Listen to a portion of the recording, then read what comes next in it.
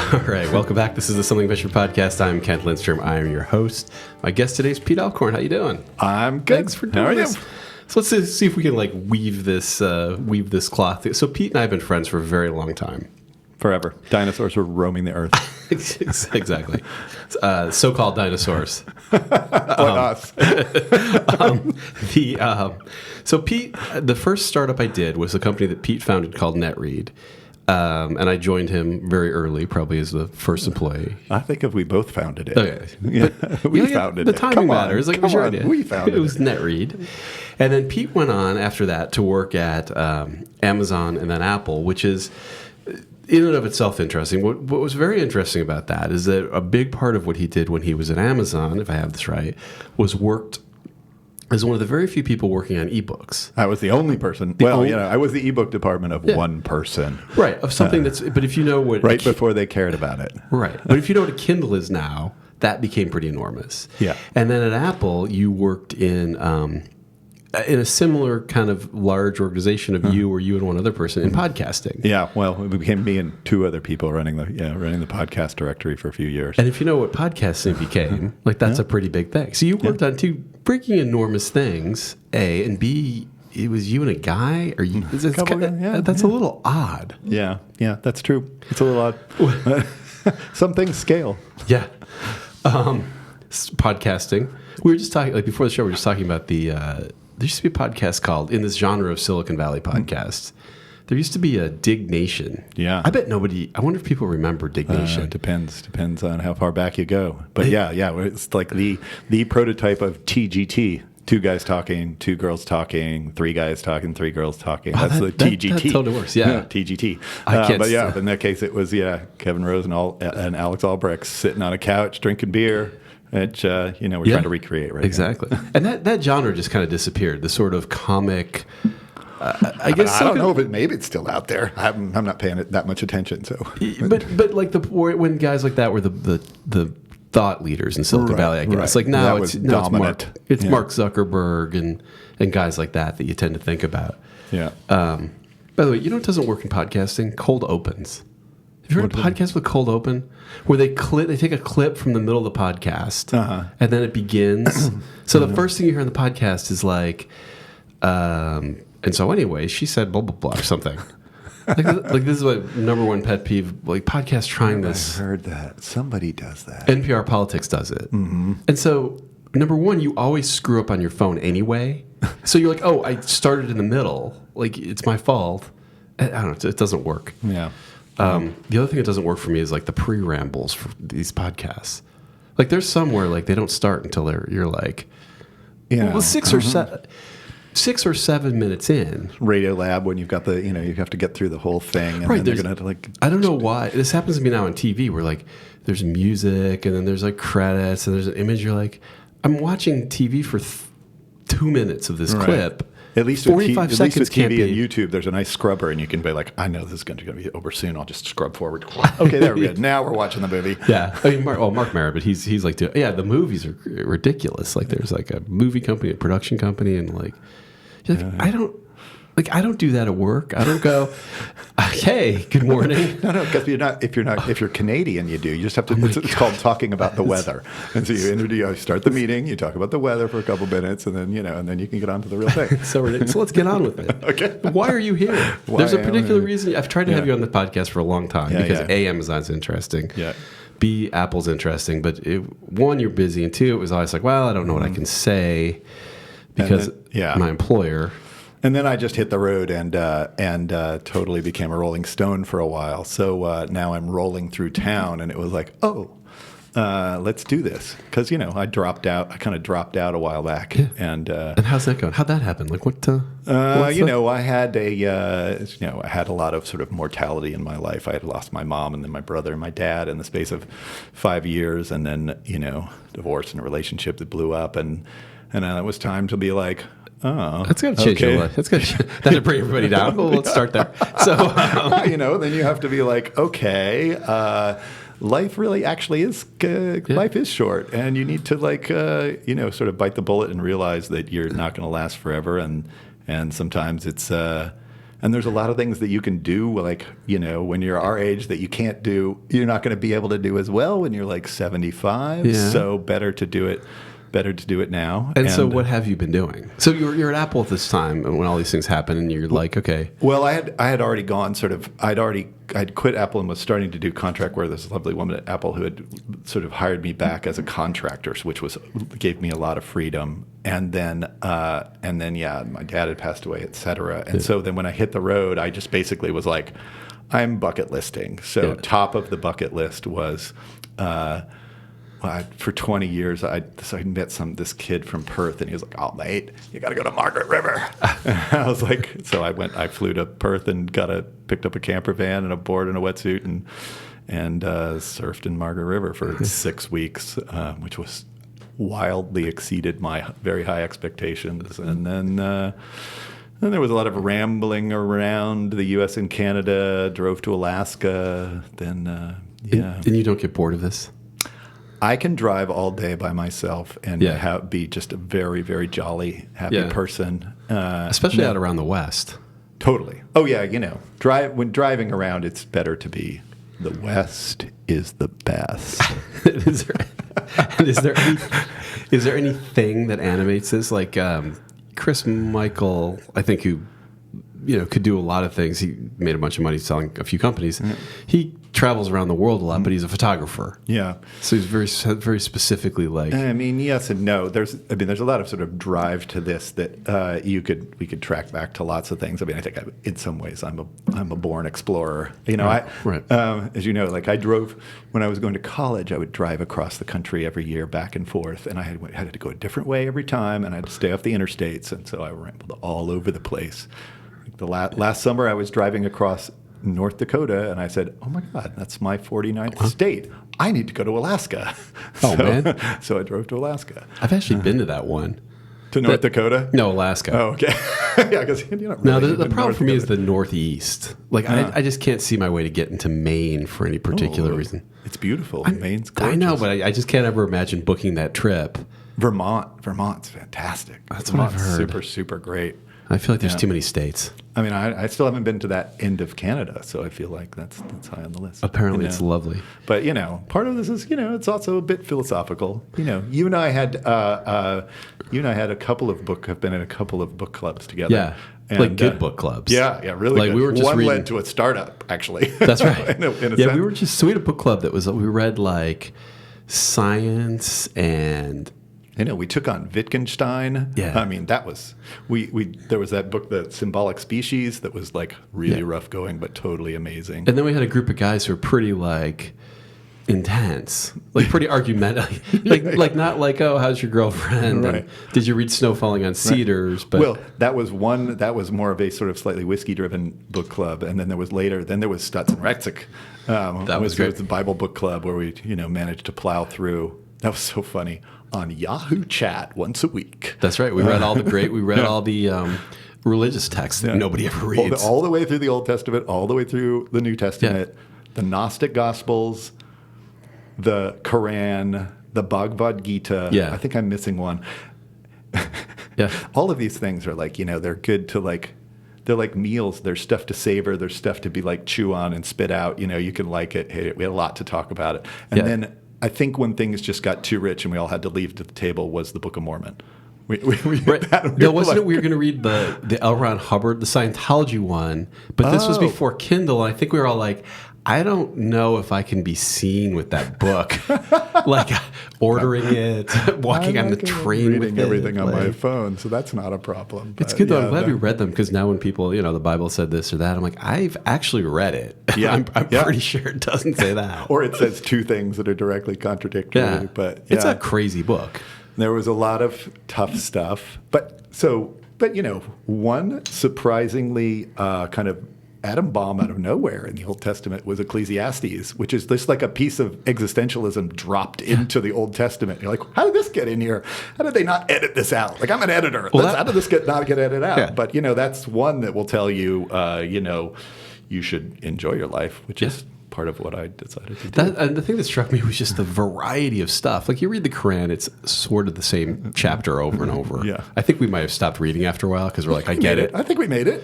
I guess we made it. Right. But the Bible, like, Speak for yourself. What, Were you cheating? the book of Daniel, there's like a flying saucer. You're like, what's going on? There's a lot of crazy What the stuff heck in the am I Old reading? Testament. So you leave Apple. So this is a pretty extraordinary career of working at Amazon and then Apple, two of the probably most valuable companies on the planet at this point. Yeah. And then working in a particular corner of them. Yeah. What was what took you? The company we started was NetRead, metadata management for book publishers. I went on to do startups. You went on to work at Amazon. Like what? Well, Amazon sort of right about when I was like to slit my wrists from limping along with NetRead for a while. Fortunately, Greg brought the energy to really, Startups I are had hard. patched it back together, but he actually made it work. I think all of that was driven by this. I'm super interested in kind of democratization of sort of means to production for publishing. So I've basically been in and out of the publishing biz.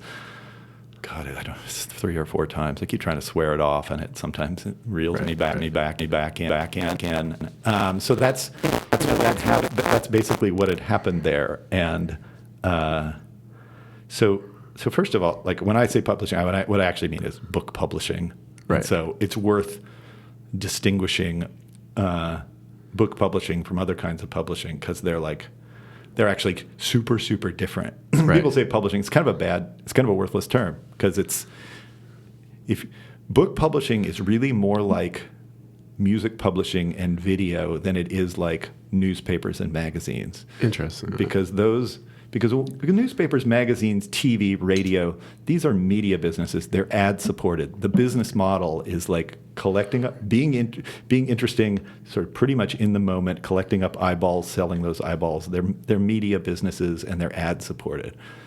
Book publishing is you make a product, you sell it to the end user. It's a consumer-based product that you're selling to the consumer at the end of the line. So you make a product, you sell it. And that's a bit like music's like that. You make music, at least recorded music is like that. And video is a bit like that. So in some ways, book publishing, it's worth distinguishing. Right. And when people say publishing, you go, what do you mean? Because book publishing is really different than magazine and newspaper. Well, Po Bronson was just on the podcast talking about publishing, and I'm not going to try to repeat what he said because he's such a very particular intellect. But I'm sure I'll get it wrong. But I think he was okay with the form of the book. It's not going away. No. He seemed. My sense was like, why? I feel like I read a lot of books in the business world. Let me put it this way: that don't need to be books. They're 320 pages because that's how long a book is, but they could have been a good like essay or a white paper in whatever, the Atlantic or something. Yeah. Maybe that's a business book thing. Right. Yeah, no, there's definitely we've inherited this thing of a book, and sometimes things shouldn't be books because, it makes sense to package something in a certain size. And so, that's how books used to be created. And this is part of what motivated and interested me from the beginning was like books used to be created in a very particular way. It was the means of production was expensive. In the old days, you put little lead characters all over a page, in a frame, and put them together, and then ran ink over them and stamped them on a page. And doing that for hundreds of pages costs an incredible, a lot of time and effort. So it doesn't. Back in the day, you needed a publisher because they were the only ones that had this means to production, and it made no sense for anyone to make a book unless they could sell several thousand copies of it. Right. Then, starting basically around the time that we got out of college, there was sort of the first wave of democratization was this cool thing that some people will remember, if they're old enough, called DTP, or desktop publishing. And, that's a lot of what sort of Apple and Aldus and and Adobe and PageMaker, that was what that was all about. In the old days, you had to put all this stuff, lead in a frame, et cetera. So this one was kind of like a miracle that an individual could have a book. Yeah. Well, it still was a ton of work, but you could do it. You could you could write and edit on it on a word processor, and then you could pull it into a page makeup program like Quark or PageMaker at the time, and do all this stuff digitally. And so it basically totally lowered the cost of the production of. You still had to write and edit the book. That cost mostly the same, but the production process came way, way down. So that was like wave one. Right. And then, wave two was, pretty much happened in 1995. And we might as well just call it, you could call it e-tailing, but let's just call it Amazon. Yeah. Amazon happened because we're talking about books. And in 1995, more or less, there were about 1 million books in print. Right. Okay. But the biggest Barnes and Noble in New York City would carry like 100,000 of them. Right. A superstore. A superstore would have 100,000 of them. Very rough numbers. But the biggest store has like a tenth of the books in print. Suddenly, then along comes Amazon, and briefly they had this tagline. I don't know if you remember. They had this tagline that was, "If it's in print, it's in stock." I kind of do remember that. That lasted like 2 seconds because some lawyer was like, "That's not actually true." Right. But close enough. They basically suddenly you could go online and buy every single book. So if you're, this is bad news if you're a bookstore and trying to compete with that. But from the point of view of the means of production, suddenly the problem of trying to get a book on very, very limited shelf space, the shelf space just became unlimited. And so all books can be out there. So if you're a creative person, there's room for you. And that was amazing and fantastic. Right. And then, go forward just a few more years, we sort of had the first swing and a miss at ebooks in the late 90s, which quite sort of failed to launch. But we were excited about it. I was excited about it. You and I talked about it. And then that was our original thing, was to sort of help further that process with NetRead. Yeah. Then we very quickly realized that everyone saw the same thing. Yeah. And we did what's now called pivoting. Yeah. Before there was pivoting, we pivoted. Well, I think as a reader, the Kindle's been kind of transformative, just in the sense of somebody mentions a book and you just go, "Oh, here, I got it." Yeah. I just bought it or rented it or whatever it is. And just the physical difference between having, people, I like the feel of a book. It's like, yeah, but at some point, taking 12 books in your backpack when you're on vacation versus a Kindle, it is one of those things that's 100 times better. Well, people will disagree. I agree with you because I like to read in the dark with one hand and be able to poke on words and look them up and et cetera. There's other people that just love their printed books. The fact is, now basically you can have it either way, right? Which is fantastic. I think one thing we're thinking about is even there are other cultures in which the ebook will be even more transformative than it is here. If you think the cost of, we're pretty used to being able to ship anything anywhere. So getting a book is getting a physical book is still pretty damn easy. You can get any book you want. Amazon, Barnes & Noble, whoever can get it at your door tomorrow. Right. If you live in Bolivia, first of all, the Spanish book market is not that big, but it's also been hugely constrained by just time and space and the difficulty of printing up books and then shipping them to these really scattered places. Now, basically, you have 700 million Spanish speakers that all have access to every Spanish book, which before things went digital really wasn't possible. Certainly is not practical. Right. And that's really amazing. The math to me just seems crazy in terms of just imagine what it takes not only to create a book, pack it, ship it, but to have 3 of them available in every bookstore. 3 copies of some old book in every It's not going to move. Oh my God. Yeah, grow dusty, and then you pick up this old book, and it's 12 people have been leafing through it before you, and Yeah, I know. I'm a little nostalgic for. There's a Barnes and Noble, around here. There's one left. Is there? Yeah, it's at Tan Fran Shopping Mall, and I think they're doing kind of well, just because there's some. they're the only game left in town. So Yeah. as quickly as the demand for books collapsed, Lawrence Ferlinghetti just turned 100, so they're not the only bookstore in town. Well, that's true. You know, he's apparently still kicking ass in City Lights. And then there's still these fantastic bookstores, and they probably, if they knew me very well, they'd hate me. But right. because I've done so much to like further these things like ebooks. But I used to spend and love my time in bookstores. I mean, I do. It's just the experience because you're so. And newspapers going away is like this too, where you're sort of like, okay, now you find a book, you go, you order online, you've got it. You don't wander out a bookstore going, what's that over there? Like military, what? It used to be so pleasurable, But yeah, now you'd be like, well, that's really an efficient way to do this. What is the impact? So one of the things that didn't change, though, is you still have to have a good book. So there was the concept that, well, now that everyone can have a book out there, but now if you just put a book out there, no one's going to read it necessarily. True, and there's definitely way more crap in out there. Right.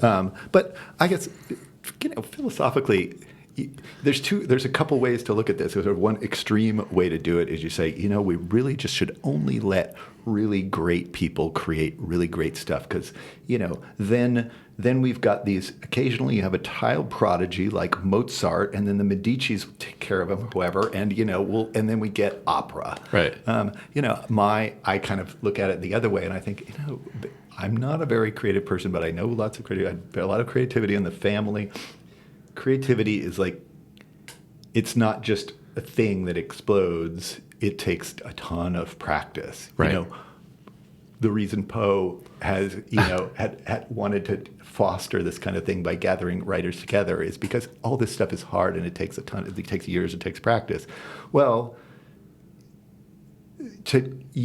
democratizing sort of the means to production allows more people to sort of take a shot at it and to keep practicing at it. And to me, that ultimately leads to a richer, more creative world because more people are trying, more people are practicing the craft, and therefore eventually more of them are going to be good and do all kinds of interesting things. And we won't just get, the occasional Mozart.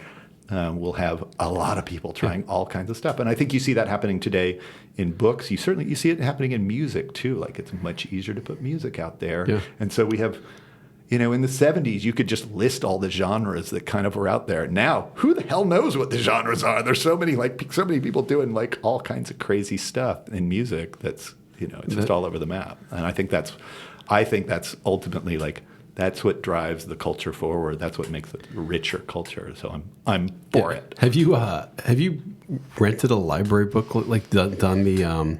So there's an app. I hadn't been to a library in a long time. Of course My girlfriend got the app. It's called Libby. Get it and it does like I don't know what all the rules are behind it, but you put in a book into this app, and it says, okay, you've got this book reserved. And then you just go about it on your merry way. And then later the library says, your book's ready. Yep. Here you go. Send to Kindle. And you're like, okay. And you send it to your Kindle. And then 2 weeks later, if you haven't read it, it's like, your book's done. We're returning it. I mean, it's funny. They're doing this whole virtual thing that you used to do physically. Yeah. No, it's been possible for quite a while now.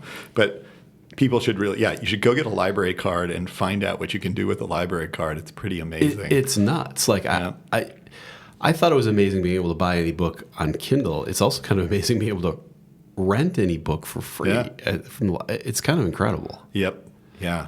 No, it's. I think it'll be really interesting. People have sort of, the path of what the library's role in sort of modern American culture is an interesting question, but I think they have a huge role to play. It's just not its role is changing in a huge way. It's cool though. It's really interesting. It's like I hadn't been to a library in a while, and they're very like a lot of kids stuff, like a lot of kids center, like not a quiet place to read, but like a place for kids to go and find very noisy places in libraries. Exactly.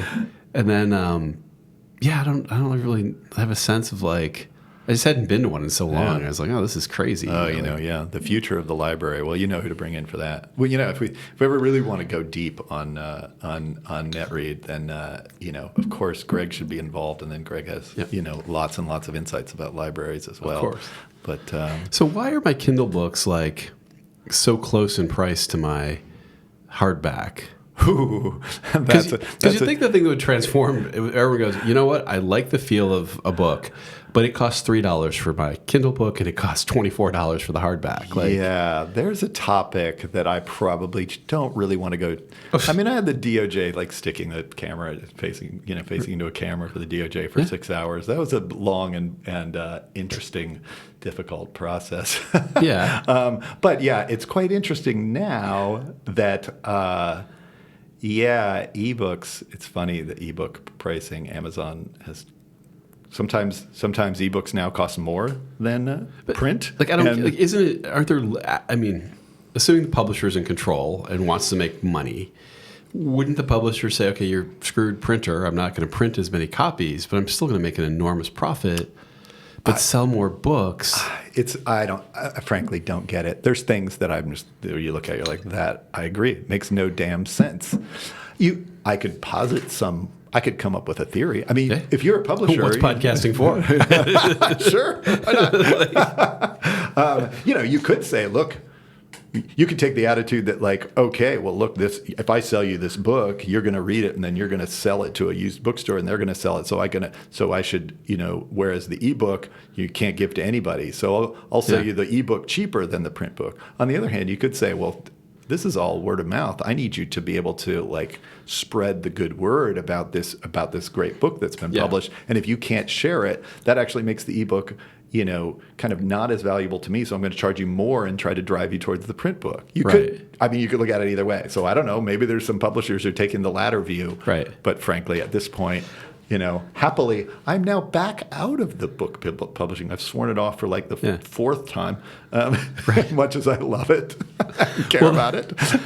Taking a break, let's say. You went to maybe it's a dissimilar medium, but podcasting at Apple. Yeah. But books at Amazon, podcasting at Apple. It's kind of the center of the universe. First of all, podcasting's been around for a while. In fact, Twitter's predecessor was a company called Odeo. Yeah. That basically ceased to exist when Amazon launched podcasts. Yeah. Why have podcasts they kind of took their time getting here? I mean, they became huge. Podcasting though. Well, of course, first we had Adam Curry. He was the podfather. Remember? Right. He invented it, right? No. Podcasting, first it was this super cool thing. It was RSS with audio. Yeah. And then somebody was like, hey, you could just do video too. So then it was RSS with video. Yeah. And then, but the video part, a lot of people have tried. I was advising somebody recently. They're building a podcast. They want video. Yeah. And what's it called? Two Guys Talking. Yeah. TGT. It's not very good TV. It's not very good video. I mean, it could be, but the problem is, there's other problems. But video's really expensive. But it's funny that everything that you should predict now would be oh no, forget audio only format. It's nope, it's doing pretty well. Yeah. Well, audio was. I mean, really, the nice thing about podcasting was from the beginning it was basically TiVo for radio. Yeah. You could just time shift. It was like radio programming, but then you just didn't have to make a date with your radio anymore. You could just listen to this stuff whenever you wanted.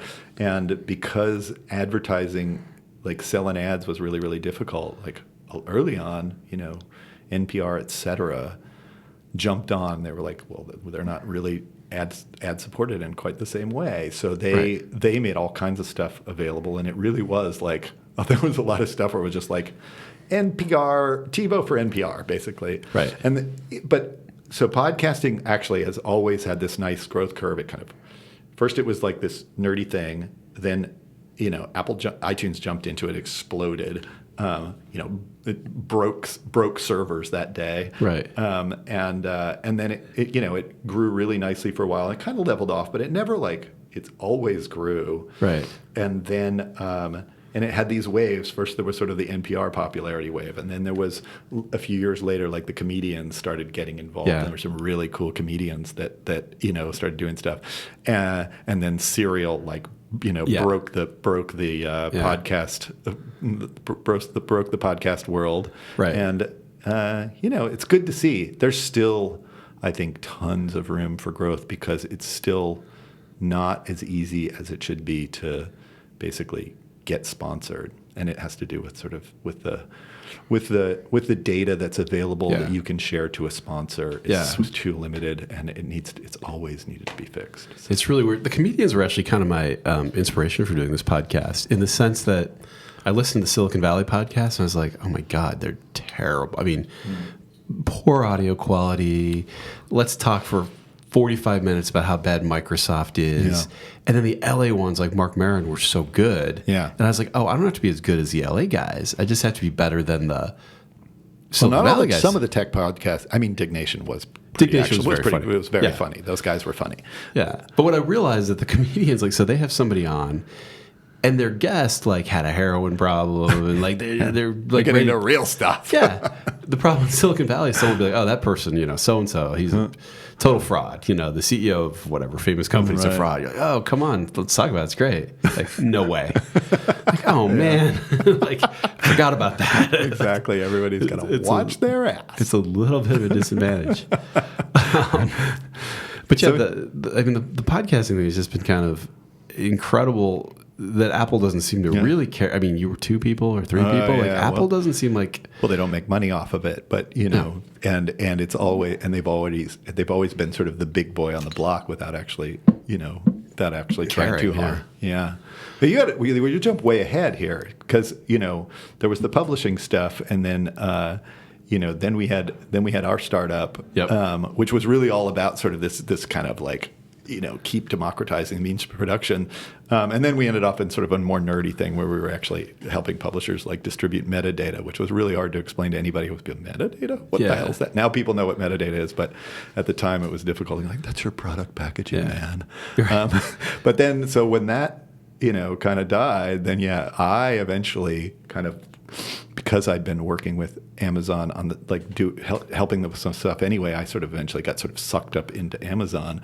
But you, meanwhile, went off and actually said, okay, so startup one was painful and unsuccessful. I try, if first succeed, try and try it again. So you went and did a series of other things that I can't even remember them all, but certainly most of them. So what was the thought process? What were you thinking? I think it was more glutton for punishment. I was kind of it turns out that it was a really good strategy to go work at Amazon and or Apple or any of those companies for a long time.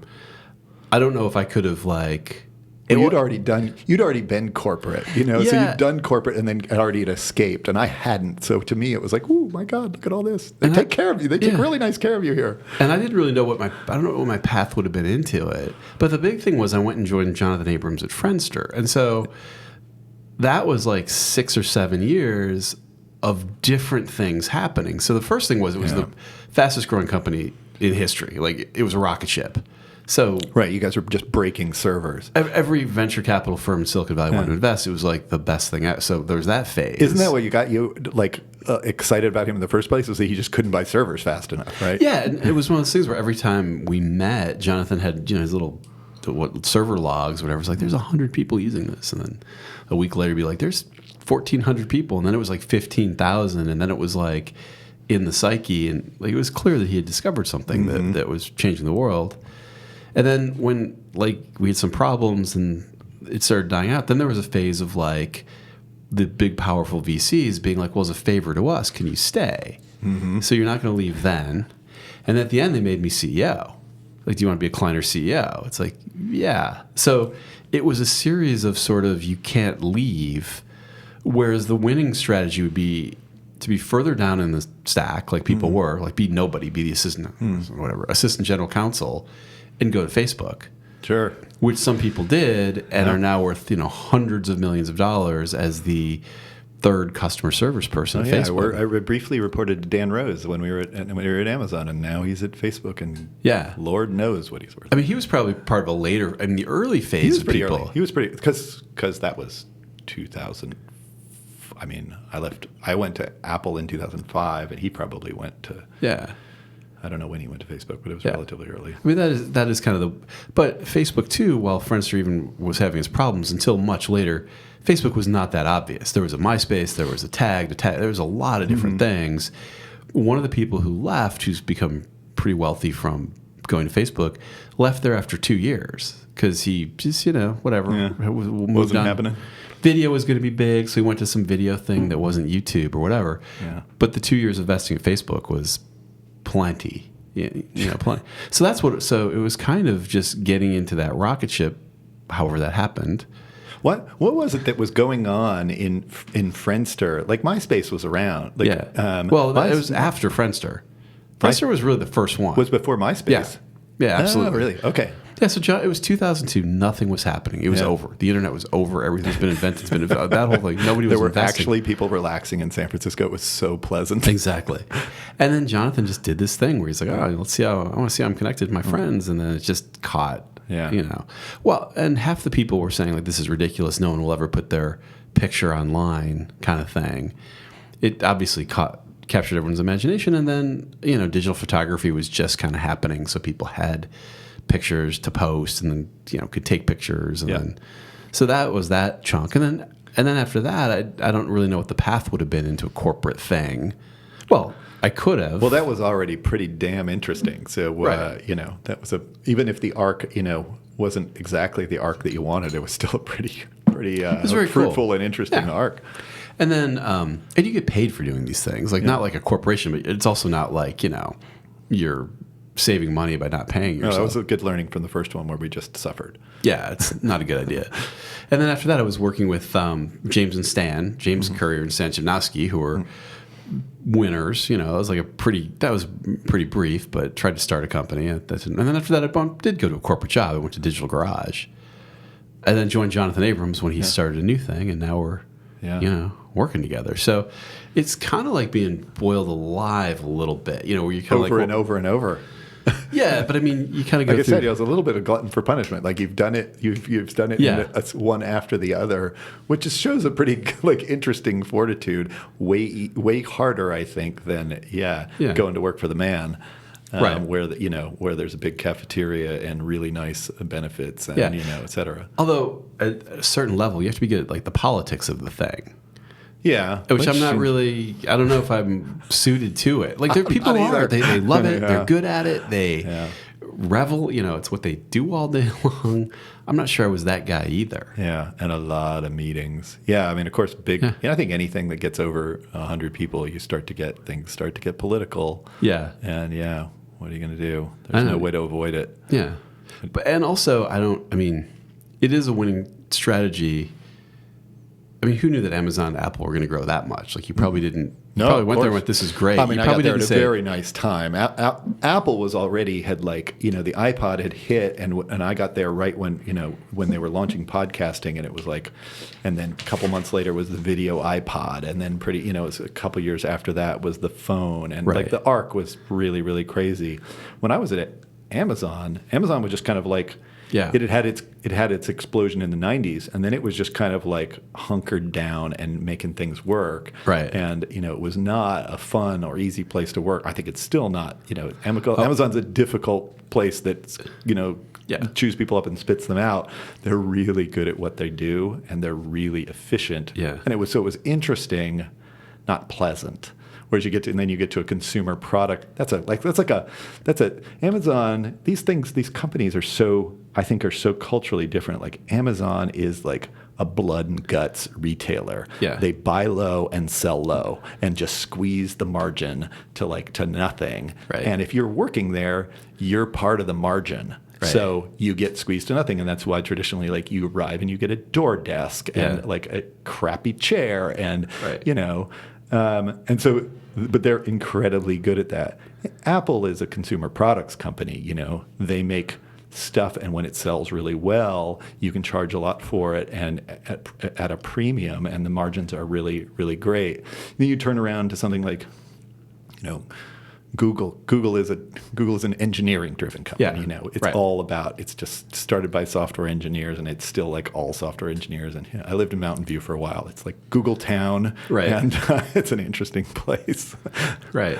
But yeah, so going from one to the other was kind of a revelation. You're like, oh, this, things flow and were much nicer, especially in those years when Apple was like really blowing up. And it was a few years later that Amazon finally had, battened down the hatches and convinced Wall Street that Wall Street needed to accept the way that they were going to do their books, and then it just started And had flying. kept things secret for a while too. Like they'd kept the AWS thing pretty quiet. Yep. Yeah. And suddenly everyone's like, wait, what happened? What the heck happened here? Exactly. Why are we all renting space from them? Yeah, because they're the big boys. So what now? You like edtech? Is that your like? Well, that's so. focus? After a long, there was podcasting for a few years, and then because of the background in publishing, I got pulled into, and I was overseas negotiating publishing contracts with all the European book publishers, which was fun and brutal and awesome. And somehow I still, survived that. But Right. And then after a few years of that, I had always been attached to the education team over at Apple because I had a teaching credential early on. I used to write and edit textbooks. That's what I care about. And so I finally joined the education team and kind of got over into edtech. So my career kind of like sort of went full circle back to education. Right. And edtech is like, to me, what's cool, if you think about like working in ebooks for a while, working in ebooks for a while was a little bit like people working in digital music for a while. It's cool. It's really exciting. Things are changing. Like the industry is changing because all this digital stuff. Books are now available digitally, and the same happened with music. Like music became available digitally, but after a while, like all books are available digitally. You can have them printed. You can have them digital. Awesome. Okay, great. And then the only thing left to talk about is like, are we going to buy an album or are we going to rent an album? So it comes to just like sort of a business model question, which isn't that fascinating. And so, but if you get over to look at what's going on in education technology, the question is completely different. The question is, how do we use technology to help educate people? And that's a question that, in the year 2535, we'll still be asking exactly the same question. And it's this super, super complicated. It's a moving target. People from the outside don't even understand how many different facets of the problem there are and how many different layers of the problem are. So to me, education technology is just incredibly exciting. And it's always going to be day one in education technology. And so that's a fun place to end up. It seems like there hasn't been an obvious, like, massive breakthrough. I mean, medicine was kind of like where there was all this technology was coming into doctors' offices, and it automated all these things, and you could get rid of, Dottie the admin with all this technology. But it turns out that Dottie the admin wasn't that expensive. Mm-hmm. All the cost is the doctor's salary, and you still kind of needed. Healthcare still delivered like one doctor, one patient at a time, even with the technology around it. Yeah, and I don't think there's no trends, there's no magic bullet, there's no like one thing that needs to be, because look, most people from the outside, if you say ed tech, they think, oh, making some really cool, engaging piece of content that kids are gonna like watch or interact with, and that's just content. Yeah. Then that's Harry Potter, right? Or that's just sort of the digital version of the National Geographic Channel. That's content. Well, okay, there's tons of stuff you can do with content. It's actually, but it is quite extremely expensive to make. But there's also but also there's all these other things to do. Like kids need to be able to build a portfolio of kids need to be able to demonstrate what they've learned. So there's a whole category of stuff called show what you know, which could be as simple as a word processor where I type up what I know. Right. But there's also show what you know with a podcast, show what you know with create a presentation. So kids are showing so show what you know is a whole category of stuff where you're giving creative tools to kids to demonstrate knowledge.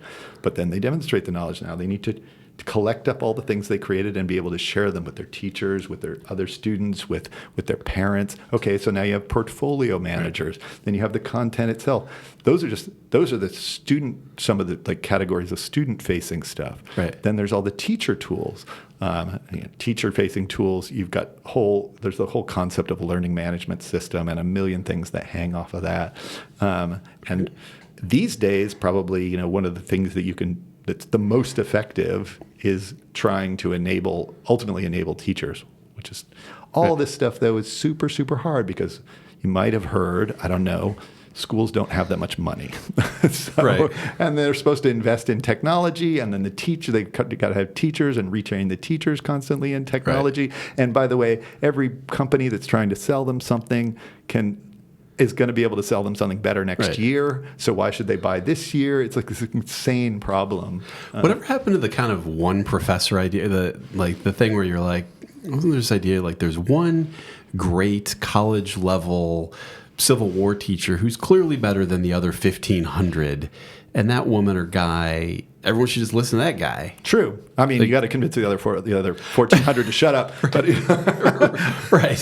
Which isn't going to happen. But you need to replicate the knowledge of the Civil War 1,500 times across the country? Maybe, I guess you do. Maybe so, maybe not. But, okay, but what's the best way to do it? First, was it him talking about it, or are you going to create some super engaging video? Yeah. And by the way, kids' standards of what's actually entertaining is driven by stuff that's way out of the school's control and moves really way faster than anything. So are you going to keep them engaged with a bunch of reenactors, filming reenactors this year? No, we need to have the 300 and or else it's not compelling. I don't know. But when you were in college, there was that person who you're like, that professor's. I agree with the concept is true. Do we all need a different lecturer? Yeah. Why don't we just get the best lecturer? There was an auditing professor at auditing books, in business school, audit class. Yeah. And this woman was just great.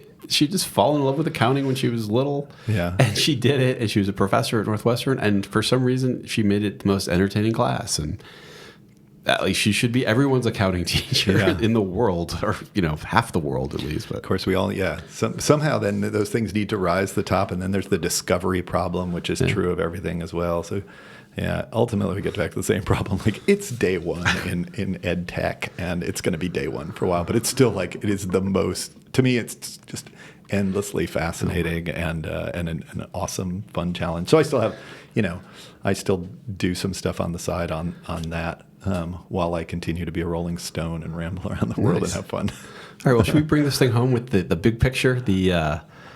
When I finished with Poe, I asked him what he thought about the future of the world. I was like, what? Let's not mess around here. I love that part of that conversation. Doomed? He was like, I forget what he said. He said he believes that's going to be a serious crisis. That's going to change everything. That's going to be force us. And that's a good point, and I sort of agree. But there's definitely, I think there's other possibilities. Frankly, when it comes to global warming, for example, we have a solution. We do have the technology to stop this. And I don't mean stopping putting more carbon in the world, because with the carbon that's already there, it's getting hotter. It's already too late, and it's going to get really a lot hotter with the permafrost melting, et cetera. You got to put carbon into the ground. Right. But we do have that technology. It's just not. It's had a lot of bloody noses, and someday we're going to have to get on board with it. Why do you think? I'm just puzzled, but I kind of compare it to the ozone. I remember the ozone thing, where they found a hole in the ozone layer, and then they figured out what was causing it, and then everyone went, "Well, that sucks. Let's fix it," and they just fixed it. Yeah, not so easy.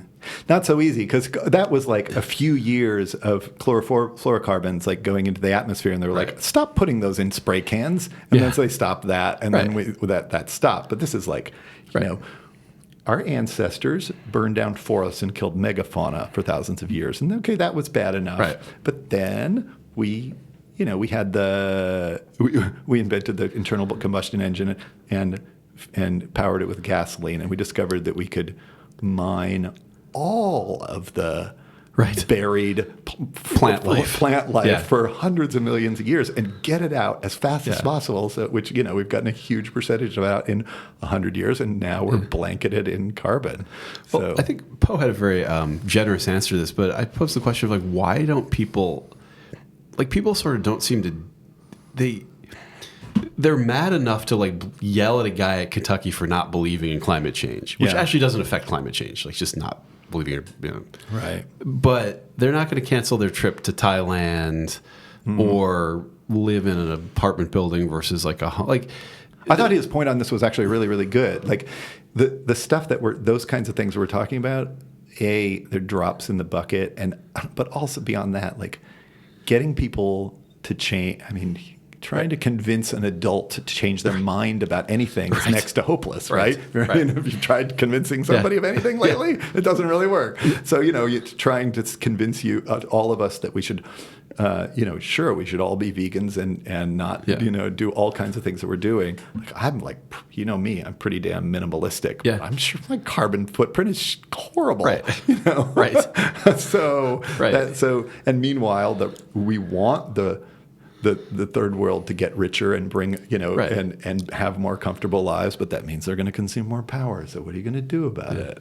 Ultimately we got nuclear power plants. That's the oddest thing to me is that it seems like if you're a rational, you're not like a vax or anything, you just kind of look at the problem, you would conclude that nuclear power plants are carbon free, create a lot of power and do create this completely different problem of nuclear waste, which you have 10,000 years to solve. Right. But it's also the volume, the nuclear waste that you create, it lasts for a long time. The really high, the really intense nuclear radiation doesn't last that long, but there's still, poisonous stuff that lasts a while. But it's, But how does that compare to if you think it's an existential threat that the planet's warming? That's the thing. At this point, you have to take your choice. Do you either there's a giant carbon dioxide blanket around the Earth, and that's a huge problem. Right. And you have a choice. We could actually start building a crap load of fission power plants. We don't love them, but they have. By the way, they've gotten a lot better over the years,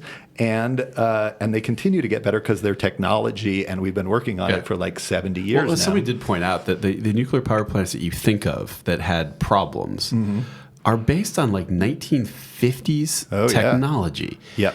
And forget the 50s, 60s, 70s, 80s, 90s technology is the pebble reactors that almost can't melt down because of the way they're designed. There's a whole bunch of new technology around this stuff that is definitely significantly better. Look, I mean, it's not the best technology. Right. It's just the technology that we have that actually scales enough that you could actually, we could build lots of fission reactors and start taking massive amounts of carbon dioxide out of the air and sticking carbon in the ground. In this, we could do that. We could make a huge dent in 20 years. Right. It takes a long time to build a fission power plant, but we have the technology. We could start building them today. Yeah.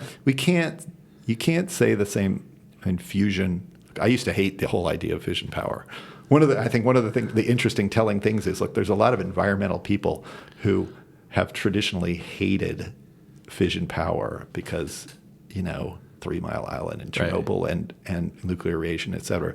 And some of those people are really, really smart and really vocal, and some of them have changed their mind 180 degrees because ultimately you have to go well, what's it going to be? We got to do something. Right. You can't, if you want to, it takes energy to take carbon dioxide and stick carbon in the ground because you released energy getting it there. You got to use energy to get it back. You can't burn hydrocarbons, then you're just chasing your tail, going around a circle. Theoretically, you could do it with renewables, but it's just not intensive enough. We need to do renewables, but it's going to take a long time. We're not going to be able to do that at scale in the necessary time frame. And then there's fusion, which is sort of this wonderful vision, but it's still We're not there yet. we're not there. It's the most complicated engineering problem of all time, and we've worked on it for 70 years. I don't know what the over-under is. Some people think that we're not that far away, but a lot of really smart people think, no, it's many decades before we're really like generating a lot of power and sticking into the grid. Right. So, okay, keep on working on that. That would be a great solution. Right.